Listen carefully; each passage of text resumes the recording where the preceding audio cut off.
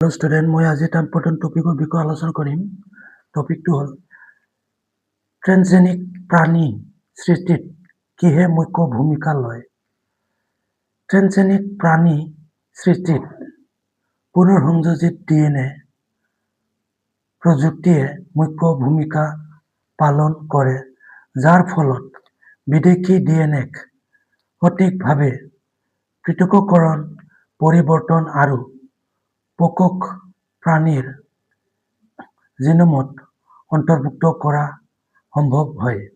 এই প্ৰক্ৰিয়াই প্ৰাণীৰ জিনীয় গঠনৰ ইচ্ছাকৃত সালসলনি ঘটাই নতুন বাঞ্ছনীয় গুণাগুণ সৃষ্টি কৰিবলৈ অনুমতি দিয়ে, যিবোৰ ভৱিষ্যত প্ৰজন্মলৈ হস্তান্তৰিত হয়।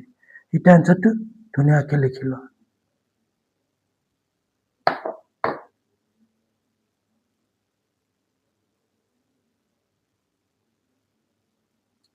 ট্ৰেন্সজেনিক প্ৰাণী সৃষ্টিত কিহে মুখ্য ভূমিকা লয়।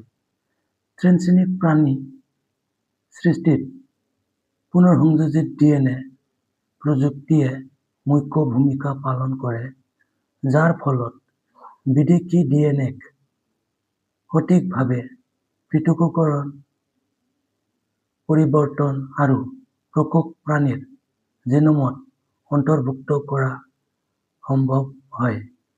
এই প্ৰক্ৰিয়াই প্ৰাণীৰ জিনীয় গঠনৰ ইচ্ছাকৃত সালসলনি ঘটাই নতুন বাঞ্ছনীয় গুণাগুণ সৃষ্টি কৰিবলৈ অনুমতি দিয়ে, যিবোৰ ভৱিষ্যত প্ৰজন্মলৈ হস্তান্তৰিত হয়।